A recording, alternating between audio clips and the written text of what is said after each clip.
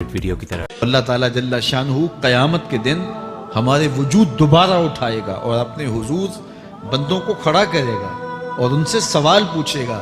یہ نہیں ہے کہ جو مرضی کرتے گئے، ایک آدمی نے ظلم کیا، جبر کیا، زیادتیاں کی، لوگوں کا حق لوٹا، لوگوں کا مال غصب کیا، عزتیں پامال کی، اور اتنا مؤثر تھا کہ عدالتیں وہ خرید لیتا تھا، کچہریاں وہ خرید لیتا تھا، پولیس وہ خرید لیتا تھا، کوئی سے پوچھنے والا نہیں تھا، اس کی بات چلتی تھی، اس کا فون چلتا تھا، اس کا رکا چلتا تھا، عیش و عشرت کی زندگی گزاری اور مر گیا، ہزاروں کے حق غصب کر کے، ہزاروں کا مال ہڑپ کر کے، لوگوں کی آبروئیں لوٹ کے مر گیا اور قبر میں چلا گیا، بس قصہ ختم۔ اب نہ وہ اٹھے گا، نہ اس سے حساب لیا جائے گا، تو پھر انصاف کہاں گیا؟ ایک عدالت ایسی ہونی چاہیے کہ جس عدالت میں اس کو بھی پکڑا جائے اور ٹکٹکی پہ باندھا جائے کہ دنیا پر تو کسی نے تجھے پکڑا نہیں، آ اس عدالت میں تیرے خلاف سلطانی گواہ بھی موجود ہیں اور تجھے گناہوں کا، جرم کا بدلہ بھی دیا جائے گا، اور منصف جو ہے وہ انصاف کرے اور ان مظلوموں کو کھڑا کیا جائے کہ دنیا پر تو تمہاری داد رسی کسی نے کی، اس دربار میں تمہاری پوری پوری داد رسی کی جائے گی۔ عقل مانتی ہے کہ ایک ایسا دربار ہونا چاہیے، ایسا احتسابی عمل ہونا چاہیے، ایک ایسی عدالت لگنی چاہیے کہ جس کا کہیں جسے انصاف نہیں ملا اس کو وہاں جا کے انصاف ملے، اور وہ دن قیامت کا دن ہے۔ اس کا یقین زندگی میں نظم پیدا کر دیتا ہے اور تھر تھر بدن کانپتا ہے کہ آج اگر ہم مؤثر بھی ہو جائیں اور کسی کے سامنے جواب دے نہ ہوں، لیکن ایک عدالت تو ہے جہاں ہم نے جواب دہ ہونا ہے اور اپنے ایک ایک عمل کا حساب دینا ہے۔ تو اللہ ارشاد فرماتا ہے کہ اس عدالت کے سامنے تم نے پیش ہونا ہے، تمہارے جوڑ جوڑ کو اللہ تعالیٰ دوبارہ کھڑا کرے گا اور اس کو دوبارہ تخلیق کرے گا اور پیدا کرے گا، اور تم دوبارہ کھڑے ہو جاؤ گے، اس کے حضور پیش ہوگے۔ بل یرید الانسان لیفجر امامہ، بلکہ آدمی چاہتا ہے کہ اس کی نگاہ کے سامنے بدی کرے۔ استغفر اللہ۔ یہ ایک ظالم کافر تھا، وہ حضور کی خدمت میں آیا، کہنے لگا میں نہیں مانتا قیامت آئے گی۔ حضور نے اس کو دلائل دیے، تو جب دلائل کے سامنے بے بس ہو گیا تو کہنے لگا کہ جس قیامت کی آپ بات کرتے ہیں وہ قیامت آ بھی گئی تو میں نہیں مانوں گا۔ اللہ اکبر۔ تو وہ انکار کرنے والوں کی انتہا ہوتی ہے، اور ذرا دیکھیے وہ کیا بول رہا ہے، بل یرید الانسان لیفجر امامہ۔ اس کی سرکشی دیکھیے، اس کا تمرد دیکھیے۔ وہ کہتا ہے اچھا اگر قیامت قائم ہوئی تو یہ گناہ، یہ جرم، یہ بدی، یہ بدکاریاں، یہ ظلم جو میں کرتا ہوں، یہ بدکاریاں رب کے سامنے کروں گا۔ کیسی ڈٹائی ہے، مذاق اڑاتا ہے، تمسخر اڑاتا ہے آخرت کا۔ کہتا ہے جو بدیوں کا کاروبار میں نے گرم کیا ہے، جو بدکاریاں میری زندگی کا معمول ہیں، جو دادے عیش دیتا ہوں، جو عزتوں کو پامال کرتا ہوں، جو غریبوں کے پنجے توڑتا ہوں، جو لوگوں کا حق غصب کرتا ہوں، جو برائیاں کرتا ہوں، اگر قیامت قائم بھی ہو گئی تو میں یہ سارے جرم رب کے سامنے کروں گا، پھر وہ مجھے پکڑ کے دکھائے۔ اللہ اکبر۔ یسأل ایان یوم القیامہ۔ پھر پوچھتا ہے اچھا قیامت کب آئے گی؟ یہ تمسخر کے طور پہ پوچھتا ہے، لاؤ نہ قیامت، کب آئے گی قیامت؟ میں جرم رب کے سامنے کرنا چاہتا ہوں۔ اللہ اکبر۔ اب جواب سنیے۔ اب لفظوں کا ترجمہ اس زور سے کیا ہی نہیں جا سکتا جس زور کے لفظ ہیں۔ وہ کہتا ہے قیامت کب آئے گی؟ میں تو یہ جرم رب کے سامنے کرنا چاہتا ہوں، کوئی قیامت نہیں ہے، مذاق اڑاتا ہے۔ قیامت کب آئے گی؟ آواز آئی، فَإِذَا بَرِقَ الْبَصَرُ وَخَسَفَ الْقَمَرُ وَجُمِعَ الشَّمْسُ وَالْقَمَرُ۔ جب قیامت آئے گی تو آنکھیں چندھیا جائیں گے، چاند بے نور ہو جائے گا، سورج اور چاند اکٹھے ہو جائیں گے۔ یقول الانسان یومئذ این المفر۔ آج جو کہتا ہے کہاں ہے قیامت، اس دن بھاگتا پھرے گا، کوئی پناہ گاہ ہو بتاؤ، کوئی ہے ٹھکانہ چھپنے کا، کوئی پناہ گاہ ہے؟ کلا لا وزر۔ آواز آئے گی کوئی ٹھکانہ نہیں ہے، آج کوئی ٹھکانہ نہیں ہے۔ الی ربک یومئذ المستقر۔ اگر ٹھکانہ ہے تو صرف رب کے پاس ہے، انہیں ٹھکانہ ملے گا جو رب کے بندے ہیں اور اس کی دہلیز پہ آنے والے ہیں۔ ینبأ الانسان یومئذ بما قدم واخر۔ اللہ تعالیٰ اس دن بتا دے گا جو آگے بھیجا اور وہ بھی بتا دے گا جو پیچھے چھوڑا۔ ایک ایک چیز تشت از بام ہو جائے گی. یوم تبلی السرائر فما لہ من قوت ولا ناصر. اللہ فرماتا ہے سارے راز کھل جائیں گے. جو بند کمروں میں جرم کیے داد عیش دیتا رہا وہ بھی کھل جائیں گے، اور پھر کوئی طاقت نہیں ہوگی، کوئی زور نہیں ہوگا، کوئی زر نہیں ہوگا جو اس کو بے نقاب ہونے سے بچا سکے. اے داور حشر میرا نامہ اعمال نہ پوچھ، اس میں کئی پردہ نشینوں کے بھی نام آتے ہیں. تو وہ کتنا سخت دن ہوگا. ارشاد فرمایا جائے گا کہ جو آگے بھیجا، جو پیچھے چھوڑا، جو جرم کرتا رہا، جو نیکیاں کی، جو برائیاں کی، سب کچھ تشت از بام ہو جائے گا. بل الانسان علی نفسہ بصیرہ، بلکہ آدمی خود اپنے حال پر اچھی طرح خود آگاہ ہے. ہم اسے نامہ اعمال کے دفتر دیں گے جہاں سب کچھ لکھا ہوگا. قرآن بتاتا جب نامہ اعمال سامنے آئے گا تو وہ بے ساختہ پکار اٹھے گا، ما لہذا الکتاب لا یغادر صغیرۃ ولا کبیرۃ الا احصاها. ہائے اس کتاب کو کیا ہوا، اس نے چھوٹی بڑی کوئی بات نہیں چھوڑی، سب کچھ لکھ دیا. نامہ اعمال سامنے ہوں گے، زمین بولے گی، ہاتھ پاؤں بولیں گے، فرشتے بولیں گے، کرامن کاتبین بتائیں گے یہ کیا کیا جرم کرتا رہا، کیا کیا گناہ کرتا رہا. تو اس دن ہر شے سامنے آ جائے گی. تو یہ تو ثبوت ہوں گے ہی ہوں گے، لیکن اللہ فرماتا ہے ثبوت تو اپنی جگہ، لیکن بل الانسان علی نفسہ بصیرہ.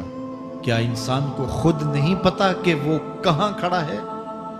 اس کو اپنے جرائم کی فہرست خود یاد ہے، اس کے ضمیر پہ خود اس کا بوجھ موجود ہے.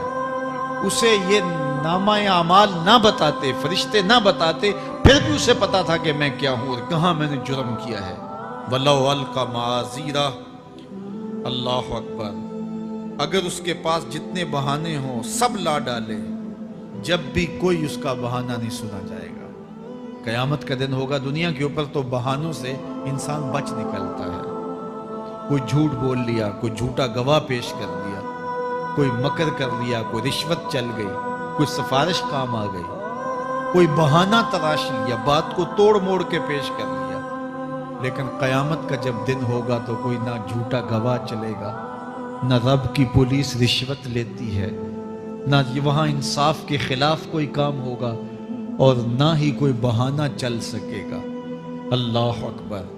دوسری بات مفسرین نے یہ بھی لکھی کہ بعض اوقات یہ ہوتا ہے کہ انسان اپنے گناہ پر، اپنے جرم پر کوئی بہانہ تلاش کر کے لوگوں کو مطمئن کر لیتا ہے. جو اس نے جرم کیا، کسی سے زیادتی کی، کسی کا حق غصب کیا، تو لوگوں نے ملامت کی تو وہ کوئی بہانہ تراشتا ہے اور لوگوں کو مطمئن کر لیتا ہے. بعض کا لاجواب کر دیتا ہے، بعض کا مطمئن بھی کر لیتا ہے. وہ لوگوں کو تو مطمئن کر لیتا ہے لیکن وہ خود مطمئن نہیں ہو سکتا. جس نے جرم کیا ہوتا ہے، جرم اس کو اندر سے ڈستا رہتا ہے، اس کا ضمیر اس کو ٹھوکریں مارتا رہتا ہے، اندر کی بے چینی اسے تنگ کرتی رہتی ہے. اگرچہ وہ دلائل سے، مکر و فریب سے، باتوں کو توڑ موڑ کے عذر کر لیتا ہے، کوئی بہانہ بنا لیتا ہے، لیکن اس کے باوجود اس کے اندر کوئی چین، اندر کوئی اطمینان نہیں ہوتا. اللہ اکبر. تو مجرم بے چین رہتا ہے. آج ہماری بے چینیوں کا ایک سبب ہمارا مالک کی دہلیز سے منہ موڑنا اور بہت سارے دیدہ نادیدہ گناہوں کا ارتکاب کرنا ہے. جب ہم سے سستیاں ہو جاتی ہیں، کوتاہیاں ہو جاتی ہیں، تو وہ گناہ ہمارا پیچھا نہیں چھوڑتے اور ہمیں بے چین اور مضطرب رکھتے ہیں. تو بعض اوقات جو ہے وہ ہم کہتے ہیں کہ پتہ نہیں بے چینی کیا ہے. بے چینی گناہوں کی ہے. گناہ طبیعت میں بے چینی پیدا کر دیتا ہے، سکون نہیں آنے دیتا. اطمینان کی دولت چھن جاتی ہے جب کوئی شخص گناہ کرتا ہے. اور یہ لازمی نہیں ہے کہ وہ کسی کا حق غصب کرے، اس نے کسی کی عزت ہی پامال کی ہو، اس نے کسی کی آبرو پہ حملہ کیا ہو. اگر نماز چھوڑی ہے تو بے چینی یہ بھی کم نہیں ہے، یہ رب کی نافرمانی ہے. اگر اس کی نظر بھٹکی ہے تو یہ بھی کم بے چینی نہیں دیتی. اگر اس کا خیال بہکا ہے، اس نے زبان سے کسی کو دکھ دیا ہے، اس نے کسی کے لیے سب و شتم کا انداز اختیار کیا ہے، گالی گلوچ کا رنگ اختیار کیا ہے، تو پھر کیا ہوا کہ یہ بے چینی اندر کو توڑتی رہتی ہے. انسان چلتا پھرتا ہے لیکن اسے طمانیت نہیں ملتی، اسے سکون نہیں ملتا. سکون کب ملے گا؟ سکون تب ملتا ہے جب کسی سے زیادتی کی ہو تو اس سے جا کے معافی مانگ لی جائے، اور اس لجاجت کے ساتھ معافی مانگی جائے کہ وہ مجبور ہو جائے معاف کرنے پہ، تو پھر اندر طمانیت اتر جاتی ہے. اگر رب کی نافرمانیاں کی ہیں تو لیلۃ القدر کے دامن میں اس سے معافی مانگ لو، اتنی لجاجت سے معافی مانگو، اس قدر رو کے معافی مانگو، ترلے منت پہ اتر آؤ، ہاتھ جوڑو، آنسو بہاؤ، چیخو، چلاؤ، رو، اس کی دہلیز سے لپٹ جاؤ، اس سے اپنے گناہوں کی معذرت کرو.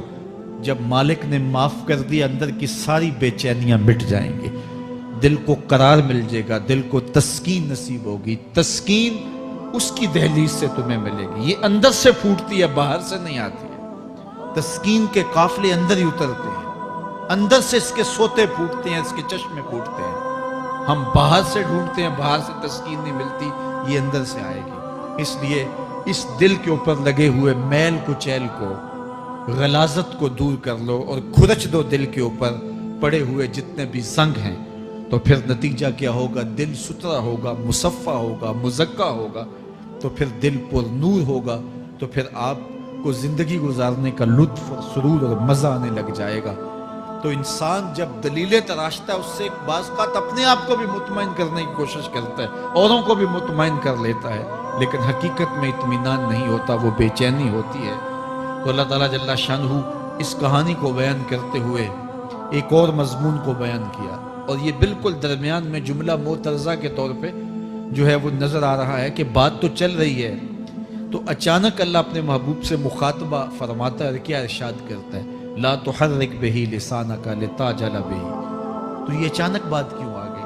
اصل بات یہ تھی کہ جب وحی نازل ہوتی تو آقا کریم علیہ السلام ہمہ تن گوش ہو کے اس وحی کو سنتے، پھر اس کو محفوظ کرنے کی فکر ہوتی کہ جو میں نے سنا ہے وہ اچھی طرح مجھے یاد ہو جائے. اور پھر آقا کریم علیہ السلام کی تیسری فکر یہ ہوتی کہ اس کے جو معارف ہیں، اسرار ہیں، اور اس کے جو ثمرات ہیں، اس کی جو تفصیلات اور نکلنے والے اس کے نتائج ہیں، وہ بھی اچھی طرح جو ہے وہ میں سمجھ پاؤں. تو یہ تین مشقتیں بیک وقت حضور گوارا کر رہے ہوتے. اب قیامت کا ہولناک منظر جو پیش کیا گیا، اور پھر انسان جب اپنے رب کی نافرمانی کرتا ہے تو جو اس کا حال ہوتا ہے، تو یہ سارے مضامین کو اللہ کے محبوب سن رہے تھے. حضور کے قلب اطہر پر گرانی آئی، اور میرے رب کو کیسے گوارا تھا. جو حضور سن رہے تھے جلدی جلدی اس کو زبان پہ لانا چاہ رہے تھے تاکہ وہ اچھی طرح ازبر ہو جائے، لیکن اللہ نے محبوب کی اس مشقت کو دیکھا تو فرمایا لا تحرک بہ لسانک لتعجل بہ. محبوب آپ اپنی زبان کو جنبش نہ دیں، آپ جلدی کرتے ہیں تاکہ وہ جو میں نے سنا ہے وہ میری زبان پہ آ جائے. ان علینا جمعہ و قرآن، یہ ہمارے اوپر ہے، ہم آپ کے دل میں جمع بھی کریں گے. جو آپ کو سکھایا ہے وہ آپ کو یاد بھی رہے گا، وہ آپ بھول نہیں سکیں گے. فَإِذَا قَرَأْنَاهُ فَاتَّبِعْ قُرْآنَهُ، اور جب ہم پڑھ لیں تو پھر اس کے بعد آپ اس کو دہرائیں پڑھیں. ثُمَّ إِنَّ عَلَيْنَا بَيَانًا، پھر اس کی تفصیل بھی ہمارے ذمہ ہے، اس کا بیان بھی ہمارے ذمہ ہے. اس سے وہ لوگ جو حجیت حدیث کا انکار کرتے ہیں اور پھر وہ کہتے ہیں کہ نہیں بس قرآن مجید کی آیات ہی ہیں، اس کے علاوہ اور کچھ نہیں ہے، وہ من اللہ نہیں ہے، تو یہاں غور کرنا ہے. ثم ان علینا بیانہ فرمایا گیا، پھر ہمارے اوپر ہے اس کا بیان جو آپ کو ہم القاء کریں. اور آقا کریم نے فرمایا، سنن نسائی کی روایت ہے، انما اوتیت القرآن ومثلہ معہ، مجھے قرآن دیا گیا اور قرآن جتنے اور علوم بھی میرے سینے میں رکھے گئے. تو صرف قرآن ہی نہیں اتارا گیا حضور کے سینے میں، حضور کے سینے میں بہت کچھ نازل کیا. حضور کا سینہ گنجینہ ہے اسرار و معانی کا، اور اللہ تعالیٰ جل شانہ نے اپنے محبوب کو بہت کچھ عطا کیا. یہ بیان کرنے کے بعد فرمایا کلا بل تحبون العاجلہ وتذرون الآخرہ. اللہ اکبر. کوئی نہیں بلکہ یہ جو تم لوگ ہو اے کافرو، تم اس چیز کو پسند کرتے ہو جو بالکل نقد ہے، جو جلد ملنے والی ہے۔ دنیا کا سودا نقد ہے، دنیا کے نفع نقد ہیں، دنیا کی لذات نقد ہیں۔ شیطان کہتا ہے اب چوری کرو اب مال آئے گا، اب زنا کرو اب لذت ملے گی، اب ڈاکہ کرو اب امیر ہو جاؤ۔ تو دنیا کے سودے نقد ہیں اور آخرت کے وعدے ادھار ہیں۔ وہ ارشاد فرمایا بل تحبون العاجلہ، تم دنیا کی جو عاجل چیزیں ہیں، جو بالکل نقد سودے ہیں، تم ان کے پیچھے پڑتے ہو، وتذرون الآخرہ، اور آخرت کو چھوڑتے ہو۔ دوسرے مقام پہ ارشاد فرمایا سورہ الاعلیٰ میں بل تؤثرون الحیاۃ الدنیا والآخرۃ خیر وابقی، تم دنیا کی جیتی زندگی کو ترجیح دیتے ہو، حالانکہ آخرت بہتر بھی ہے اور دائمی بھی۔ میں آپ کی توجہ چاہوں گا، آخرت بہتر بھی ہے اور دائمی بھی، لیکن تمہاری ترجیح یہ دنیا ہے جس کی آخرت کے مقابلے میں کوئی حیثیت ہی نہیں ہے۔ حضور نے ارشاد فرمایا اگر کسی کو جنت میں ایک کوڑا رکھنے کی جگہ مل جائے، ایک ڈنڈا رکھنے کی جگہ مل جائے، دنیا و ما فیہا کی دولتوں سے وہ زیادہ قیمتی ہے۔ 7 براعظموں پہ پھیلی ہوئی کائنات، سمندروں کی تہوں میں قیمتی موتی، پہاڑوں کے دامن میں قیمتی معدنیات، مالیاتی اداروں کے پاس سرمائے، لوگوں کے پاس دولت کے انبار، یہ سارے اکٹھے کر لیے جائیں اور ان کی قیمت لگائی جائے، اور جنت میں ایک ڈنڈا رکھنے کی جگہ، ایک عصا رکھنے کی جگہ، ایک کوڑا رکھنے کی جگہ، وہ جگہ پھر بھی زیادہ قیمتی ہے۔ پراپرٹی ویلیو ہوتی ہے نا، وہ کہتے ہیں کہ دور دراز دیہات سے 10 ایکڑ فروخت کریں تو یہاں ہمارے بائی پاس پہ اگر لیں تو 1 کنال جگہ آئے گی، 10 ایکڑ فروخت کر کے یہاں 1 کنال ملے گی۔ اور اگر آپ مزید اس کو فروخت کر کے مزید جو ہے وہ کسی مہنگے علاقے میں چلے جائیں تو ہو سکتا ہے 2 مرلے اس 10 ایکڑ کے مقابلے میں آئیں۔ تو اس طرح مختلف جگہوں کی پراپرٹی ویلیو ہوتی ہے۔ اللہ کے محبوب جنت کی پراپرٹی ویلیو بتا رہے ہیں۔ 7 براعظموں پہ پھیلی ہوئی کائنات کو ایک پلڑے میں رکھیں، پوری دنیا کے اندر جو سرمائے ہیں، جو ماضی میں سرمائے لوگوں نے خرچ کر لیے، جو حال میں موجود ہیں، جو آنے والے ادوار میں لوگوں کے پاس آئیں گے، قارون کا خزانہ اور سرمائے سارے اکٹھے کر کے ایک پلڑے میں رکھ دیں، جنت میں ایک عصا رکھنے کی جگہ پھر بھی زیادہ قیمتی ہے۔ تو پھر دنیا کی آخرت کے مقابلے میں قیمت کیا ہوئی؟ دنیا کی جنت کے مقابلے میں ویلیو کیا ہوئی؟ اور جنت میں سب سے کم جگہ کس کو ملے گی؟ جو سب سے آخر میں جائے گا۔ ظاہر ہے سب سے کم جگہ اسی کے پاس ہوگی جو سب سے آخر میں جہنم کے دھکے کھا کھا کے، رگڑے سہ سہ کے پھر آخر میں جنت میں جائے گا، سب سے تھوڑی جگہ اس کے پاس ہوگی۔ حدیث پاک میں آتا ہے، بخاری میں آتا ہے، حضور نے ارشاد فرمایا کہ جب جہنم سے آخری جہنمی نکالا جائے گا تو اللہ تعالیٰ اسے پوچھے گا بتا تیری کوئی آرزو؟ تو وہ کہے گا مالک یہ آرزو ہے، یہ آرزو ہے، مختلف آرزویں بتائے گا۔ اللہ فرمائے گا لکا ما تمنیتا، جو تو نے آرزو کی جا جا تجھے میں نے عطا کر دی، اب جنت میں چلا جا۔ تو اس کی تو توقع یہ ہوگی کہ سایہ دیوار جنت میں جگہ مل جائے تو غنیمت ہے، اور اگر جنت کے اندر جاؤں تو کوئی جھونپڑا مل جائے 2 مرلے کا تو وہ بھی کافی ہے۔ لیکن اللہ اسے کتنی جگہ دے گا؟ اللہ فرمائے گا جا جنت میں، تیرے لیے جنت میں دنیا سے 10 گنا جگہ ہے۔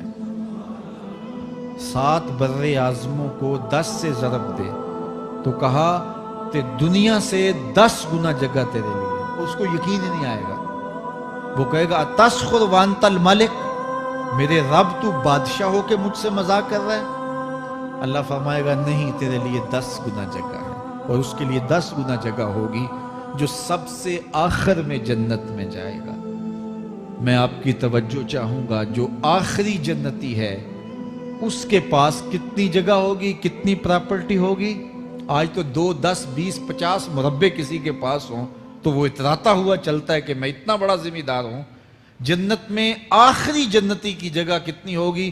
دنیا سے 10 گنا جگہ۔ تو داتا گنج بخش علی حجویری کی جاگیروں کا عالم کیا ہوگا؟ بابا فریدالدین گنج شکر کی جاگیروں کا عالم کیا ہوگا، پھر اصحاب رسول کی جاگیروں کا عالم کیا ہوگا۔ قیمتی کتنی جگہ کہ ایک ڈنڈا رکھنے کی جگہ مل جائے دنیا و ما فیہا سے وہ قیمتی، اور وہ قیمتی جگہ دنیا سے 10 گنا جگہ اس کو دی جائے گی جو سب سے آخر میں جائے گا۔ تو مجھے بتائیے اس سے بڑا بے وقوف کوئی ہے جو آخرت کو برباد کر کے دنیا کا سودا کرتا ہے؟ بل تؤثرون الحیات الدنیا والآخرۃ خیر وابقا، کہا آخرت بہتر بھی ہے اور دائمی بھی ہے، نہ ختم ہونے والی زندگی ہے۔ تو یہاں بھی ارشاد فرمایا کلا بل تحبون العاجلہ وتذرون الآخرہ، تم نقد کے پیچھے دوڑتے ہو، آخرت جو ادھار ہے اس کی پرواہ نہیں کرتے ہو۔ یہ نقد تمہیں مل بھی جائے، پہلی تو بات ہے ملتی نہیں ہے، دنیا تمہارے آگے بھاگتی ہے۔ اور ہم لاتے ہیں ٹاک شوز اور انلمیٹڈ انٹرٹینمنٹ صرف یوٹیوب پر۔ اگر آپ نے ابھی تک ہمارا چینل سبسکرائب نہیں کیا تو ابھی سبسکرائب کریں اور بیل آئیکن کو کلک کر کے ہماری لیٹسٹ ویڈیوز کے بارے میں اپڈیٹ جانیں۔ سبسکرائب کیجئے اور ہم آپ کو لیے چلیں گے آپ کی فیوریٹ ویڈیو کی طرف۔